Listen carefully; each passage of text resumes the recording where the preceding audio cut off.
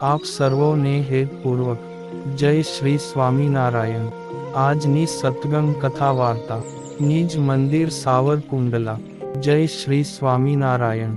આજે આપણે શ્રાવણ સુદ પુત્રદા કે જેને પવિત્રા એકાદશી પણ કહેવાય છે, જેના વ્રત વિધિ વિધાન અને મહાત્મ્ય કથાનું રસપાન અતિ હેતપૂર્વક કરીશું।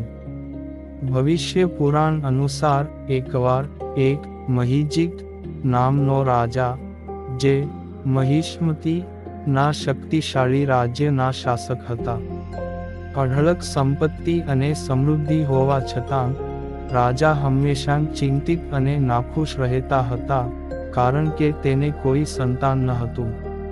તેમણે વિદ્વાન માણસો, ઋષિઓ અને બ્રાહ્મણોની સલાહ લીધી। આખરે તે રાજા સર્વજ્ઞ વિદ્વાન મહર્ષિ લોમશ પાસે પહોંચ્યો અને બે હાથ જોડી મહર્ષિને પોતાની વ્યથા કહી સંભળાવી। આગંતુક રાજાની વાત સુણીને મહર્ષિએ ધ્યાનમાં એ જોયું કે રાજા મહિજીતની સંતાન ન પ્રાપ્ત થવાનું દુર્ભાગ્ય એ તેના પાછલા જન્મમાં થયેલા પાપોનું પરિણામ છે। તેણે કહ્યું હતું કે રાજા મહિજીત તેના પાછલા જન્મમાં એક વેપારી હતો। એકવાર વ્યવસાય પર મુસાફરી કરતી વખતે વેપારી ખૂબ તરસ્યો થયો અને પાણી માટે શોધતા એક તળાવ પર પહોંચ્યો। સંયોગે ત્યાં એક ગાય અને તેનું નાનું વાછરડું પાણી પી રહ્યું હતું।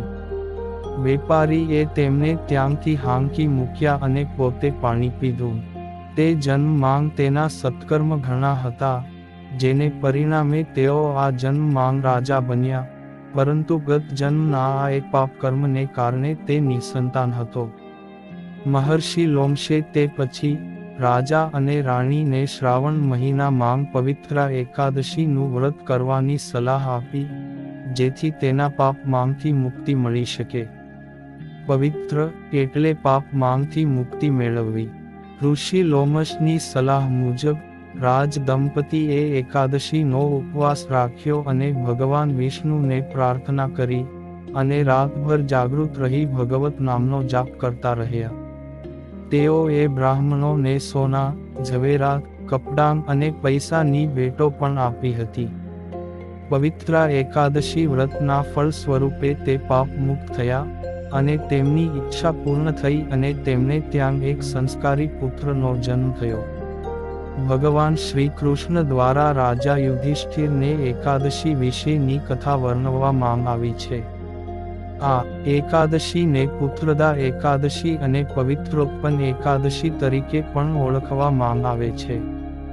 આ એકાદશીના વ્રતમાં અધિષ્ઠતા ભગવાન શ્રીધર અને પત્ની કાંતિમતી નું પૂજન કમળના ફૂલથી કરી નૈવેદ્યમાં માલપુઆ ધરાવવા અને અર્ઘ્યમાં સીતાફળ અને પાદુકા દાન કરવાનો વિશેષ મહિમા શ્રીમદ સત્સંગી જીવનમાં બતાવ્યો છે। આ ઉપરાંત ભગવાનને વિશેષ રૂપે પવિત્રા સૂતરના દોરાથી બનાવેલ હાર અર્પણ કરવાની પરંપરા આદિકાળથી ચાલી આવે છે। આમ સત્યયુગમાં પવિત્રા મણિમય, ત્રેતામાં સુવર્ણના, દ્વાપરમાં રેશમના અને કલિયુગમાં સૂતરના હાર ધરાવાય છે। શાસ્ત્ર મત પ્રમાણે પવિત્રા એકાદશીના દિવસે ભગવાન ભક્તોના વિવિધ ભાવથી અર્પણ પવિત્રા સ્વીકારીને ભક્તોને કૃતાર્થ કરે છે। જય શ્રી સ્વામિનારાયણ।